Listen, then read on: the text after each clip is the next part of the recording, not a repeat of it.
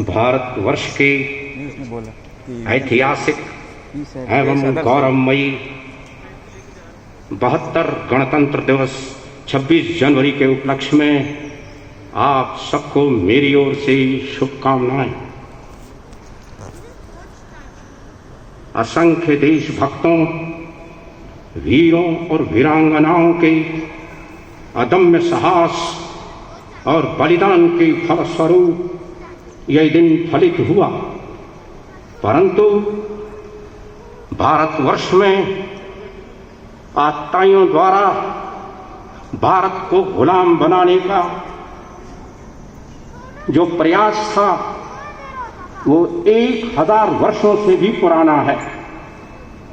एकदम गणतंत्र दिवस पर कोई संविधान निर्मित न हुआ, इससे पहले 1000 वर्ष से भी अधिक तक आतताइयों ने भारत पर समय समय पर आक्रमण किए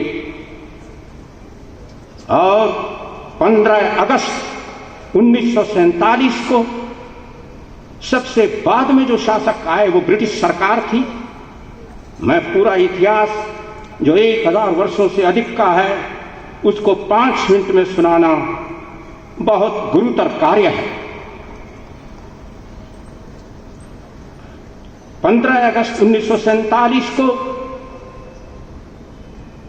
भारतवर्ष की स्वतंत्रता से पूर्व पहले भारतवर्ष को खंडित किया गया, विभाजित करके नए राष्ट्र पाकिस्तान की स्थापना हुई, जिसमें हजारों और करोड़ों लोगों को उजाड़ कर, विस्थापित कर, मारकर 15 अगस्त 1947 को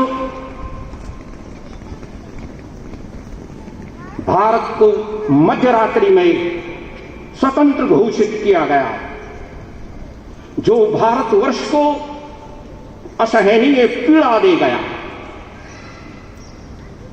लाखों और करोड़ों लोगों को उजाड़कर, उन्हें मारकर और इस तरह से भारत में खून की होली खेली गई। लेकिन अदम्य साहस और वीरता के कारण यह दिन भी फलित हुआ और इतनी बड़ी त्रासदी को झेलने के बाद भी हम सब भारतवासी, हम सब 15 अगस्त 1947 और आज के गणतंत्र दिवस 26 जनवरी को बड़े हर्षोल्लास और साहस से मनाते हैं। इतनी त्रासदी झेलने के बाद भी हम राष्ट्रीय पर्व के रूप में बड़े धूमधाम से इनको मनाते हैं। और आज का यह पुनीत और ऐतिहासिक पर्व, इस पर एक बात इतिहास की जो मूल चीज है, फंडामेंटल चीज है कि 15 अगस्त 1947 को भी भारत को पूर्ण स्वतंत्रता नहीं हुई। ये कहने में मैं जरा भी संकोच न करूंगा कि जिसने सत्ता हस्तांतरण किए लॉर्ड माउंटबेटन ने, उसी को भारत का गवर्नर जनरल बनाया गया, जो पूरे विश्व में भारत के लिए एक हास्यास्पद और लज्जाजनक बात थी। 15 अगस्त 1947 से लेकर 26 जनवरी 1950 तक भारत की शासन प्रणाली, इसका एडमिनिस्ट्रेशन अंग्रेजों द्वारा भारत में भारतीयों के लिए समय समय पर जो कानून बनाए जाते थे इनका दमन करने के लिए, लास्ट में इन्होंने सन 1935 में 1935 में एक स्पेशल भारत के लिए कानून बनाए। तो 15 अगस्त 1947 से लेकर 26 जनवरी 1950 तक जब संविधान नहीं था, 1935 के अंग्रेजों द्वारा बनाए हुए एक्ट के अनुसार ही भारत का शासन चलता रहा। ये केवल मिठाई बांटने, सुंदर और बाजों के साथ को सुनने का ही त्योहार नहीं है, जिसमें हजारों माता बहनों की मांग का सिंदूर पहुंचा गया। कई माताओं के सामने उनके जवान बेटों को गोलियों से भून दिया गया। उर्दू का एक शायर लिखता है, ये जब जब आजादी का दिन आता है, ये मुझे गम के जाम पिलाता है। मुझे गम के जाम पिलाता है। लेकिन फिर भी इतनी त्रासदी झेलने के बाद भी ये हमारे राष्ट्रीय पर्व हैं, हम खुशी से मनाते हैं। हमारे पूरे भारत में ही नहीं, विश्व में इसको बड़े विशेष दृष्टि से देखा जाता है। मैं भारतवर्ष के महान साहित्यकार, लब्ध प्रतिष्ठित साहित्यकार मैथिली शरण गुप्त के शब्दों में जो कवि, ये कविताओं का जो मुझे शौक है या साहित्य पढ़ने का, एंशिएंट हिस्ट्री पढ़ने की जो मेरी रुचि है, उसके अनुसार मैं मैथिली शरण गुप्त की कविता से उद्गत ये पंक्तियां आपको सुना रहा हूं। इसमें एक चीज आप ध्यान रखना, कवि ने एक ऐसे शब्द का प्रयोग किया है जो भारत के किसी कवि ने नहीं किया।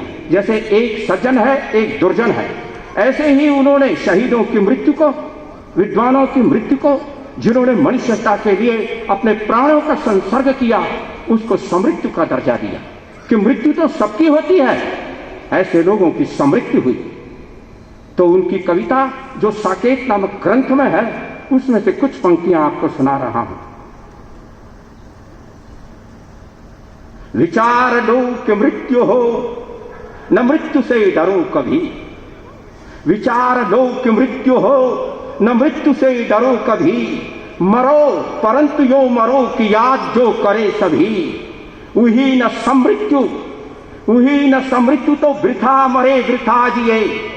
ये तो पशु प्रवृत्ति है कि आप ही चरे। मनुष्य है वही कि जो मनुष्य के लिए मरे। इसी उदार की कथा सरस्वती बखानती, और इसी उदार से धरा कृतार्थ भाव मानती। अखंड आत्मभाव जो असीम विश्व में मरे। मनुष्य है वही कि जो मनुष्य के लिए मरे। मनुष्य है वही कि जो मनुष्य के लिए मरे। और अंत में मैं विश्व के महान, भारत में हिंदी के राष्ट्र कवि के पद को सुशोभित करने वाले डॉक्टर रामधारी सिंह दिनकर की केवल 2 पंक्तियां आपको सुना रहा हूं। एक चीज मैं आपको बताना, अभी लास्ट में बता रहा हूं कि अंग्रेजों की आर्मी में उन्हीं को आदेश था कि आप गोलियां चलाओ। तो भारत के जो लोग थे मिलिट्री में, वो अपने भारतीयों पर गोली कैसे चलाते? वो तो अंग्रेजों के अधीन थी मिलिट्री। ऐसे लोगों ने जो मिलिट्री में नहीं थे, जिन वीरों की गाथा पढ़ो, पूरे भारत के इतिहास पढ़ने में 20 वर्ष लाइब्रेरियों की खाक छानते हुए थोड़ी सी समझ आई। उसको मैं 5 मिनट में कौन सुना सकता है? ये तो मेरे को रुचि है, मैं कोई विद्वान स्कॉलर नहीं हूं। ये रुचि है और देश के प्रति मेरा अनुराग है। तो उस समय जो लोगों ने, जो नौजवानों ने और बुजुर्गों ने अपने प्राणों का संसर्ग किया, वो मिलिट्री की ओर से नहीं था, देश के प्रति उनका अनुराग था। ये भारत स्वतंत्र हुआ उन लोगों की वजह से जिन्होंने इस भारत की स्वतंत्रता के उसमें होम में अपने प्राणों सामग्री के रूप में जो आहुति देते हैं, उसने अपने प्राणों और बच्चों का खून दिया हुआ है। गुरु गोविंद सिंह के 2 बच्चे दीवारों में चुने गए मोहल काल में, और दो दीवारों में चुने गए, और 2 मैदान में 10,000 फौज से लड़ते हुए 2 वीर। अजीत सिंह, जुझार सिंह लड़ते हुए 10,000 फौज से शहीद हुए, और जोरावर सिंह और फतेह सिंह, जिसके नाम पर पंजाब में फतेहगढ़ साहब है पूरा जिला, उनको दीवार में चुना गया।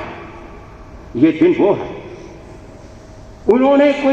उनको कोई सैलरी नहीं मिलती थी, जिन्होंने अपने प्राणों का संसर्ग किया। वो देश के प्रति अनुराग था। उन्होंने दान में अपने शरीर को दिया, जो मैथिली शरण गुप्त ने की कविता में आपने सुन लिया। तो अंत में रामधारी सिंह दिनकर की वो कविता की केवल 2 पंक्तियां। जो चढ़ गए पुण्य बलिवेदी पर, जो चढ़ गए पुण्य बलिवेदी पर, लिए बिना गर्दन का मोल, कलम आज उनकी जय बोल, कलम आज उनकी जय बोल। जो चढ़ गए पुण्य वेदी, जो चढ़ गए पुण्य वेदी पर, लिए बिना गर्दन का मोल, कलम आज उनकी जय बोल, कलम आज उनकी जय बोल। जय भारत। आप सबको धन्यवाद। भारत माता की जय। भारत माता की जय। भारत माता की जय। जय हिंद।